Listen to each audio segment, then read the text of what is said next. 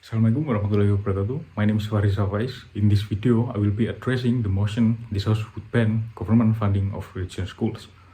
Good morning, honorable judges, esteemed member of the House, and respected opposition. We, the government, stand in favor of banning government funding for religious schools. Our position is rooted in the belief that public funds should be allocated in ways that promote equality, social integration, and well-being of all citizens, regardless of their faith. Government funding should prioritize providing equal education opportunities for all citizens. Religious schools, by their very nature, cater to a specific group based on faith, which often leads to unequal access for students from different religious backgrounds or those who prefer a scholar education. By directing public funds towards religious institutions, we are reinforcing educational inequality.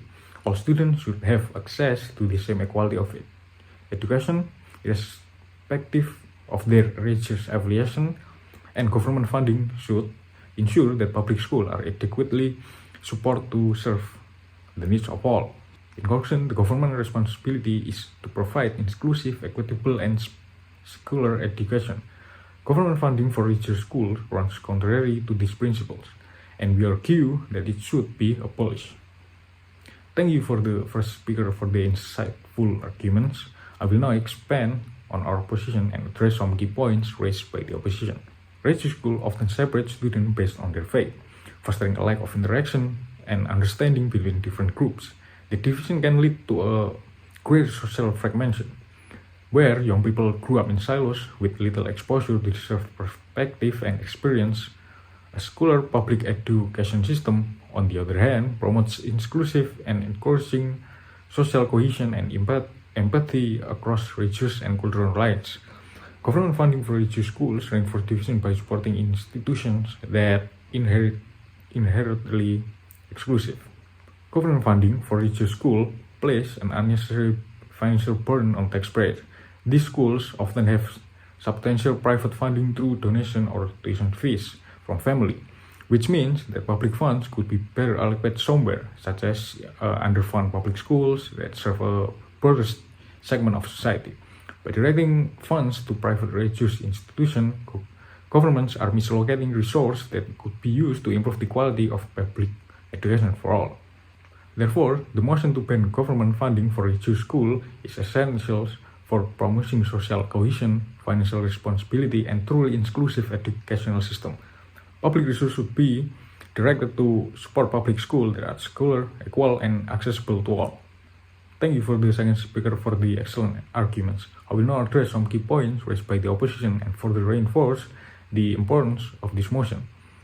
Religious schools often receive government funding but maintain their own curricula and teaching practice, which are influenced by religious ideologies.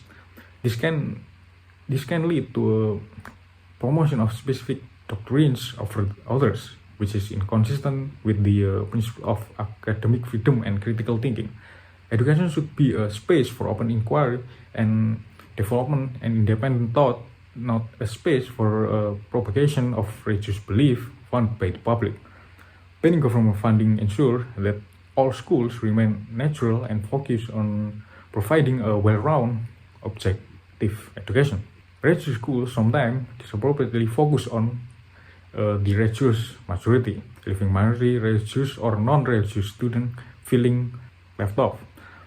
Government funding for religious schools, therefore, can lead to discrimination against students who do not follow the dominant faith of the institution. A secular non-religious education system should protect the rights of all students, ensuring that minority beliefs that are respected and that no student is subject to religious teaching against their will.